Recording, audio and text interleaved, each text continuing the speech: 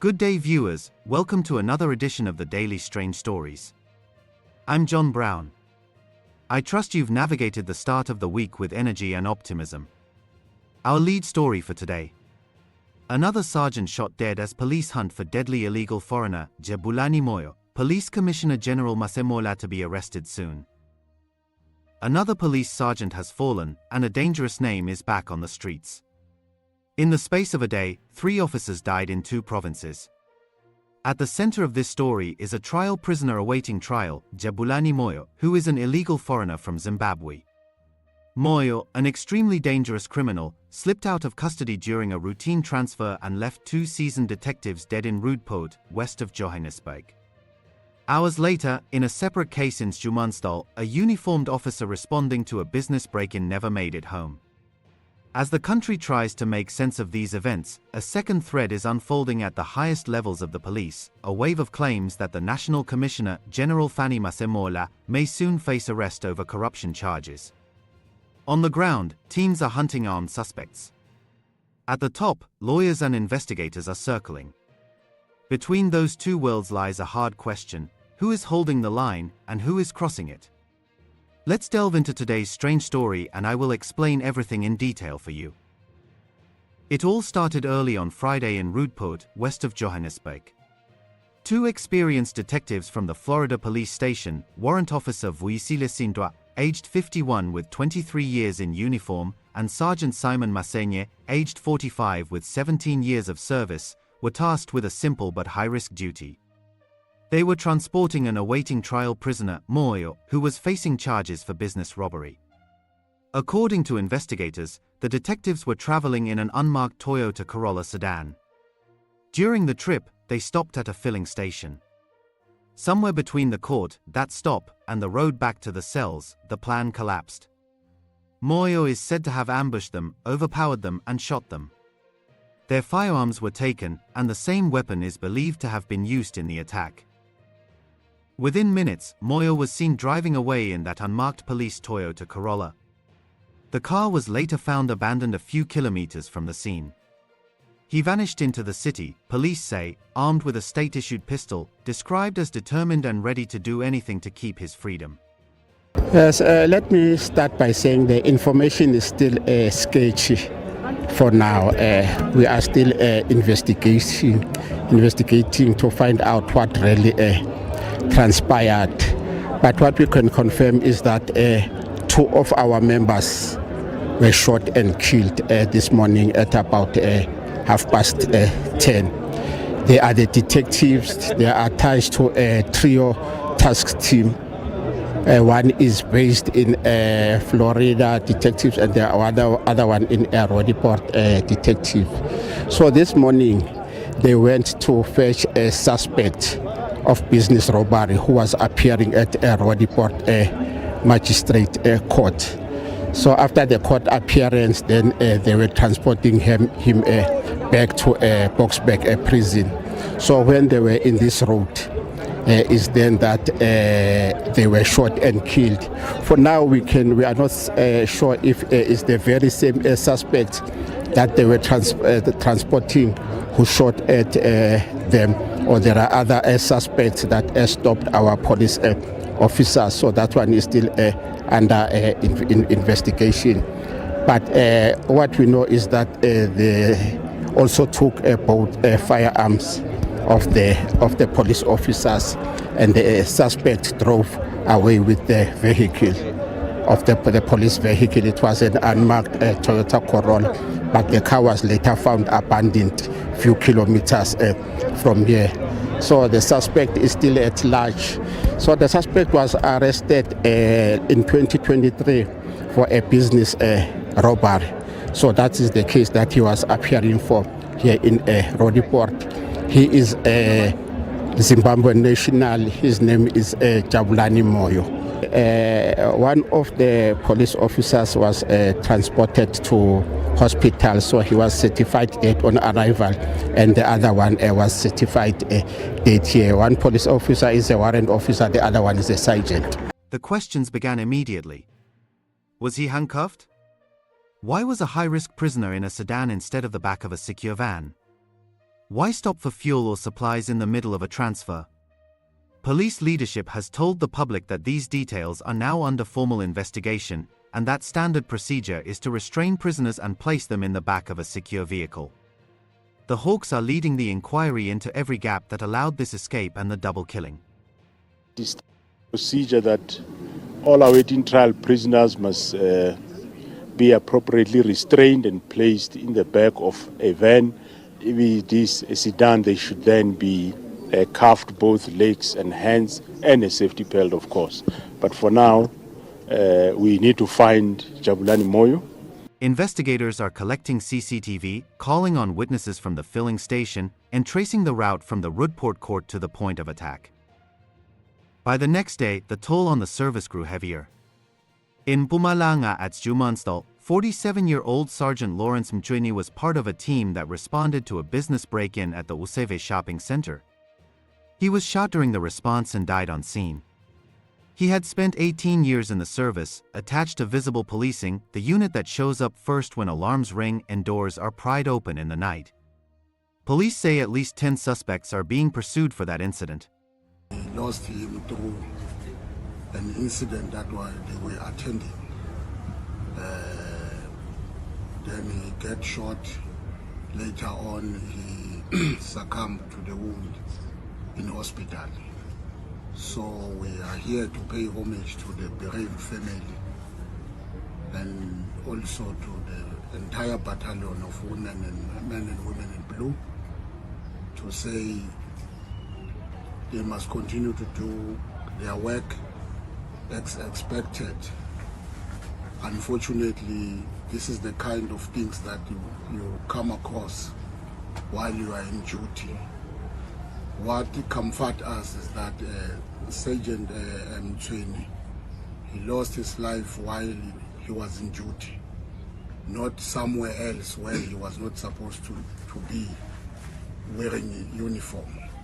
So he lost his life while he wearing his boots on.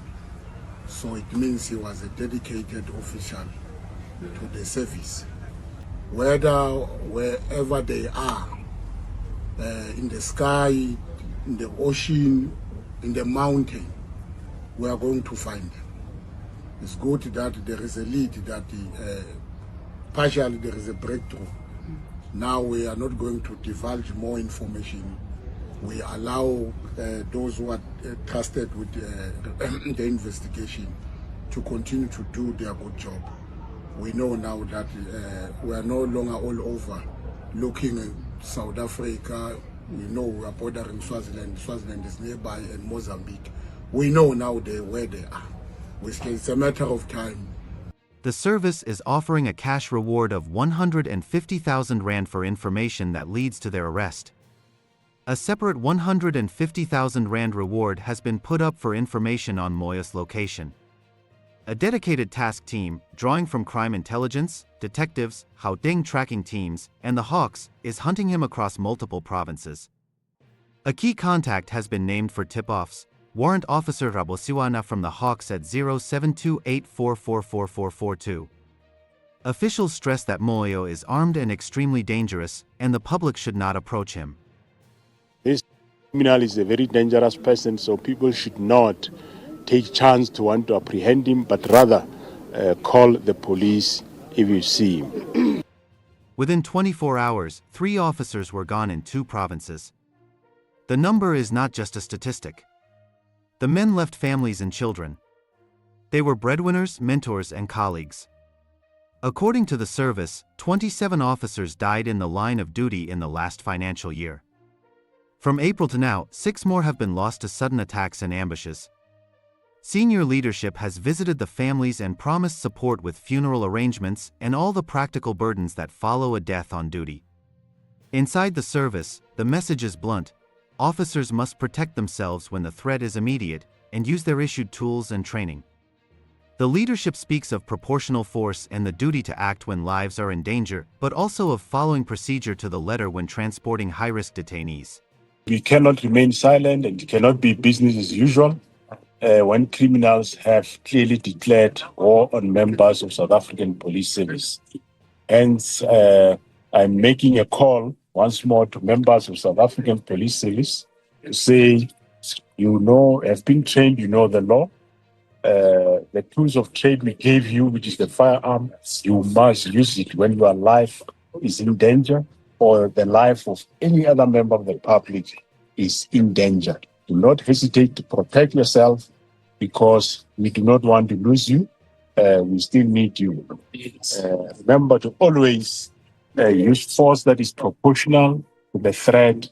And I am pleading with you that please, let's try and make sure that we do our work without fear and favor, and let's protect the people of this country, but also let's protect one another.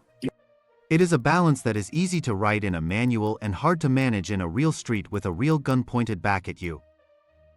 As the manhunt gathered pace, a different case drew public attention. In Limpopo, at Nkuna Kral Mall in Nguzana village, a domestic dispute between two police sergeants ended in tragedy. The woman, attached to the Beitbridge port of entry, was out shopping with her 6-year-old child and 2 other adults. Her estranged husband, a member of the Tsohoyando K9 unit, confronted her in the parking area. The situation spiraled. He fired his service weapon at her and she died at the scene. When he tried to flee to his vehicle, bystanders chased him, assaulted him, and set him alight next to the car. The vehicle burned too. He died there. Police registered 2 murder cases, and provincial leadership condemned the mob action, urging communities to report crimes and let formal processes run. The story added to a weekend already loaded with grief and hard questions, about officer wellness, about how quickly family disputes can turn deadly, and about the dangers when crowds take the law into their own hands.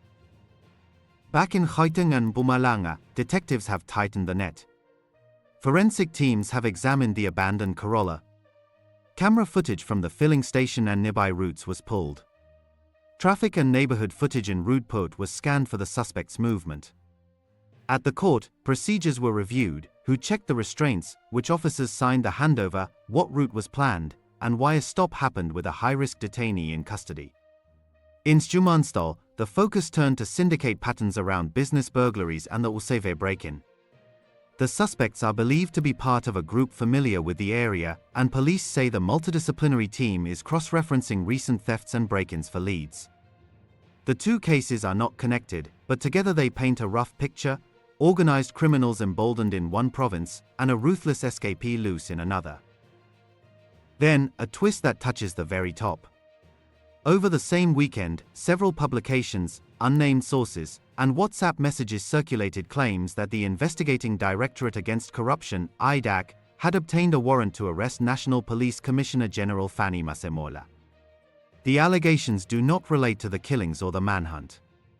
They center on a series of property deals allegedly done through crime intelligence funding outside normal procurement rules.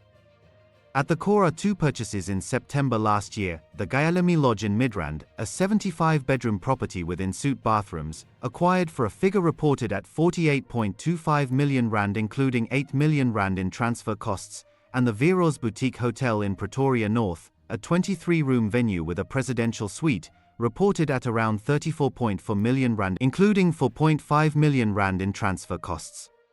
Other reports cite different valuations, with one source listing the lodge closer to 40.25 million rand before add-ons, and another placing Viros as high as 43.4 million rand. The variation has raised eyebrows. According to these claims, the purchases were approved swiftly by Lieutenant General Tumisani Khumalo, then head of crime intelligence, with a global deviation that bypassed the Department of Public Works procurement route. The funds are alleged to have come from the Secret Service account, a pot commonly described as a slush fund, which receives more than 600 million rand a year to support intelligence operations, including payments to informants. Investigators are said to be looking at whether the Treasury and the Auditor General were notified within the required time after such approvals. Links to earlier arrests of senior crime intelligence figures are being drawn by commentators, and one prominent whistleblower's investigation has questioned the commissioner's personal finances, suggesting property holdings across several cities that do not align with his reported net salary after deductions. None of these claims have yet been tested in court. On the record, the official line from IDAC is that the Directorate does not discuss ongoing investigations or comment on WhatsApp messages. The SAPS spokesperson has stated that the service is not aware of any warrant for the Commissioner and questions should be directed at IDAC. The Commissioner himself has offered no comment beyond telling reporters to ask those who claim a warrant exists. Get them behind bars. Sunday Times is reporting that there's an imminent arrest against you. Can you please comment on that? Well, I've got no any comment. They must ask those that want to arrest. So, Mina, I've got no comment. Thank you very much. Thank you. Political figures have publicly said a warrant was ready and that its execution had been delayed for reasons they link to internal battles in the security cluster. They point to a press briefing by the KwaZulu-Natal Provincial Commissioner, who recently raised concerns about political interference in police operations, and suggest the timing of that briefing changed the pace of events. There is a warrant of arrest against Masemola. It's out. I don't know why it's not being picked up. It means someone somewhere is playing politics, and someone they want to undermine once more the independence of our justice system. Masemola is being arrested for what he did with Khumalo in the crime intelligence. Masemola was supposed to be arrested that week when Mkhwanazi had a press conference. So I thought Mkhwanazi's press conference was a preemptive strategy. And perhaps the arrest for Masemola is delayed by that or will be seen as if we are fighting back or anything of that sort. So it's a matter we're paying a very close attention to, because we cannot allow any more people to abuse their positions. Once a warrant of arrest is issued, it means there is some sort of evidence of wrongdoing which must be tested at a court. I told you a long time ago that the Minister of Police, they want to arrest Minister of Police. And that's why Mkhwanazi is being charged with IPID, because they want to pick up Minister of Police, Senzo Mchunu. And Senzo Mchunu, in that recording, talking to his girlfriend or whoever he was talking to there, I don't know who's that person. There's a recording that is circulated. He says, you know that Julius is just talking, you know him, he just talks. Someone should have told him something, and then he just talks loosely. Analysts say that if an arrest of the National Commissioner were to happen, it would likely trigger more suspensions and reveal deeper procurement problems within the service. The stakes could not be higher. On the ground, officers are chasing a man who shot 2 detectives and a group of suspects who gunned down a crime prevention officer at a shopping center. At the same time, the leadership is trying to convince the country that the institution remains steady, even as headlines predict an imminent arrest at the very top. Every gap in procedure is under the microscope. Was the unmarked sedan an acceptable choice for this transfer? Should high-risk detainees ever be moved without a secure van, more escorts, and a pre-cleared route with no public stops? Why did a car carrying a dangerous detainee stop at a garage at all? These are practical questions as much as they are accountability questions. They are about training, resourcing, and judgment in the moment. Families are mourning. The service has promised to carry the costs that follow duty deaths, to support the children and spouses left behind, and to offer counseling and resources to colleagues who now must return to the streets that took their friends. The leadership has urged officers to use their issued tools when the threat is clear and immediate, but also to plan tightly so that those moments are less likely to arise. Investigators say they are following every lead in the Roodepoort escape, and the Mpumalanga burglary case remains a priority with a dedicated team chasing the 10 suspects. As for Moyo, his description has been circulated widely. He is believed to be moving between known contacts and unfamiliar hideouts, changing transport and routes often. Police have warned residents not to harbor him. The 150,000 Rand reward for information leading to his capture stands, and the number for tips through the Hawks has been shared. Officers say they will not rest until he is found. What do you think could have really happened at the garage that led to the death of 2 veteran police officers and the dramatic escape of Jabulani Moyo? Thanks for watching this news bulletin. Please share your opinion in the comments section. We would be glad to read and respond to your comments. Let's meet again tomorrow in our next strange story. Have a focused and efficient Tuesday.